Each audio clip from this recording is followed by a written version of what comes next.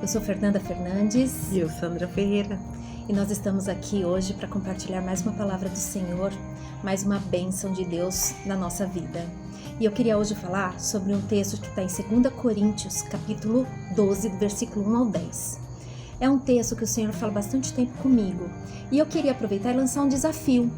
Você já procurou falar para o Senhor assim: Senhor, faz-me entender, revela essa palavra na minha vida? Porque assim, muitas vezes nós ouvimos a palavra de Deus, ouvimos, tentamos interpretar, mas e procurar viver a palavra? Você já procurou falar assim: Senhor, eu quero viver isso para eu sentir a palavra do Senhor, eu quero ter essa experiência na minha vida? Sabe, Sandra, eu tenho tido essas experiências com o Senhor e tem sido assim, muito fortes na minha vida. E hoje eu vou lançar esse desafio. Aqui a palavra diz sobre Paulo, quando Paulo fala do espinho na carne. E Paulo fala assim, aqui eu não vou ler o texto, mas ele está falando de uma pessoa que foi arrebatada ao céu.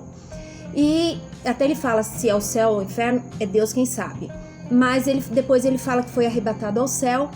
E essa pessoa fala, lá no céu era falado línguas em que nós não somos permitidos falar, o que mostra uma grandeza muito grande, né? De que no céu ainda existe um dialeto, uma língua que aqui na terra nós não somos dignos de falar dela ainda. E aí Paulo fala assim: esse que foi arrebatado, ele é digno de ser exaltado, mas a mim não. E olha que quem está falando isso é o apóstolo Paulo. Paulo, ele nada mais nada menos escreveu do que vários livros do Novo Testamento. É uma pessoa de respeito, né? E ele fala assim: não mereço exaltação. Aí para ele não se exaltar, foi dado a ele um espinho na carne. Tem muitos teólogos que falam, né, Sandra, sobre esse espinho na carne. Ele é abrangido de várias formas, né? Inclusive tem alguns estudiosos que alguns falam que provavelmente esse espinho na carne de Paulo era uma doença, né?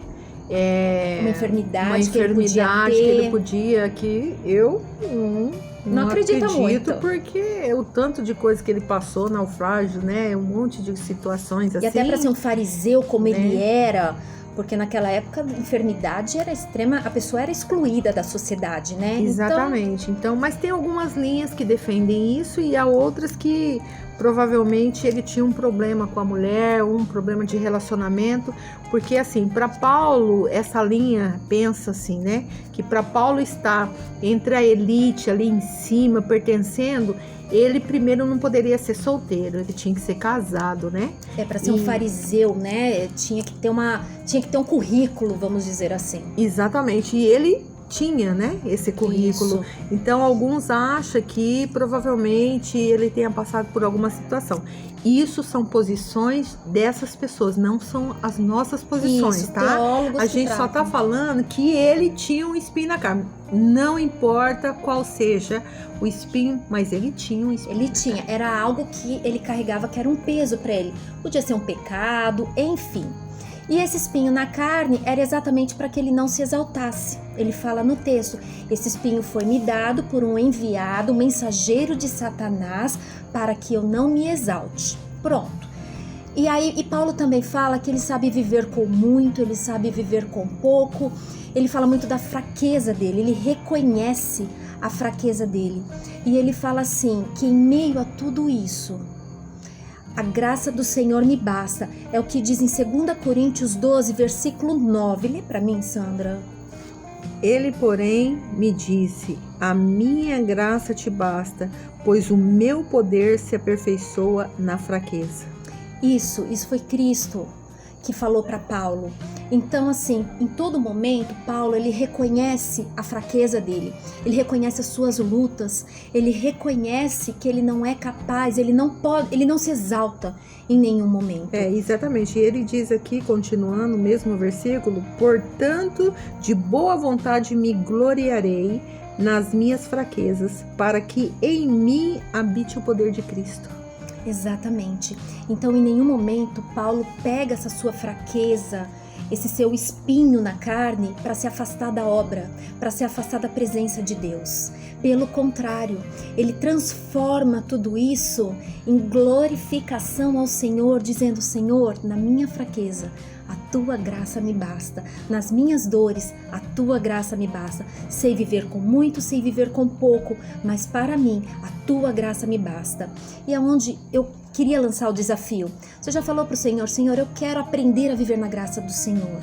Se é com muito, se é com pouco, se é na saúde, se é na dor. Senhor, eu quero aprender a viver na tua graça. Faz-me enxergar a graça do Senhor na minha vida. Eu quero entender o que Paulo quis dizer com eu sei viver, a graça do Senhor me basta. Porque a gente falar é uma coisa, a gente fala com tanta facilidade, mas e viver a graça do Senhor? Sem murmurar, sem se entristecer, sem se afastar, como uns dias atrás nós falamos exatamente sobre nós nos afastarmos da presença do Senhor, quando as dificuldades, o pecado, as acusações nos afastam da presença de Deus. E aqui o meu desafio é exatamente isso. Diante das nossas dificuldades, diante das nossas lutas, das nossas dores, nós falarmos assim: Senhor, a tua graça me basta e eu vou continuar na tua presença, eu vou continuar na tua obra, eu vou continuar vivendo o teu amor, eu vou continuar te adorando, mesmo diante de tudo que me acontece. E no versículo 10, enquanto você estava meditando, né, ele fala assim: pelo que eu sinto prazer nas fraquezas, nas injúrias, na necessidade. Eu fiquei pensando, né? E você falando, gente, Paulo, que cara é esse? Porque já pensou se sentir prazer na sua dor? É o prazer de falar assim: na minha fraqueza, se eu não estou dando conta disso, agora o Senhor entra com a provisão. Se isso está me faltando, eu não dei conta de suprir essa necessidade, porque a minha carne vai até o limite, agora Deus entra na minha vida. Então é a fraqueza que diz assim: eu só posso ir até aqui, daqui até ali, agora é o Senhor. Daqui para frente é o Senhor quem age. É esse prazer de saber que Deus vai entrar, de que em algum momento na minha vida Deus vai começar a agir. Isso é um prazer, isso é uma alegria, uma satisfação saber que o Senhor vai entrar em socorro, vai vir no meu socorro, vai vir na minha direção. Tanto que diz o Salmo, né? O Senhor é o meu pastor e nada me faltará. E ele vivia isso, nada ia faltar a ele. Entender que a graça, né? A graça é muito Senhor. Maior. A graça basta, a graça do Senhor. Então eu tô passando por toda essa situação, mas a graça, você consegue enxergar a graça de Deus mediante as circunstâncias difíceis. Eu acho que é isso que a gente precisa, né? A gente precisa romper essa barreira do famoso mimimi que existe hoje. Ai, porque eu estou sofrendo. Ai, porque seja saúde, seja o que for, eu sei que é difícil, nós sabemos o quanto é difícil, algumas dificuldades. Na realidade, para ninguém é fácil a luta diária, né? O que cada um passa. Mas nós temos que romper com o olhar espiritual e viver o sobrenatural do Senhor, como Paulo fala: Senhor, a tua graça me basta. Por isso esse desafio. Esse desafio não é pra gente brincar, mas é exatamente pra gente romper uma barreira. É romper aquele muro que fica dentro do nosso coração e nos impede de ver o Senhor agindo e de permitir que o Senhor haja na nossa vida, porque muitas vezes a gente até descansa na nossa dor, né? É gostoso curtir uma dor porque as pessoas ficam com dor, as pessoas olham mais pra nós, porque pobre de mim, coitado de mim. Às vezes a gente não sabe viver de outra forma se não for assim, porque tem gente que viveu tantos anos na dor que não sabe viver sem a dor. Mas é uma forma de nós rompermos essa barreira. Por isso eu deixo para você essa semana, essa palavra. Ore ao Senhor, fala: Senhor, eu quero viver isso que Paulo viveu. Eu quero descobrir o que é viver na graça do Senhor. Eu quero descobrir o que é. Mas se prepara porque o Senhor vai te levar a lugares novos. O Senhor vai te ensinar de verdade o que é a graça e o amor. O Senhor vai te ensinar a ver a dor, mas Ele vai te ensinar a ver a graça. Ele vai te ensinar a ver o bálsamo dele sobre a sua vida. Ele vai te ensinar a ver o refrigério. Rios de águas vivas fluirão. Você vai viver tudo isso, o sobrenatural do Senhor. Eu deixo para você essa palavra, que é tremenda.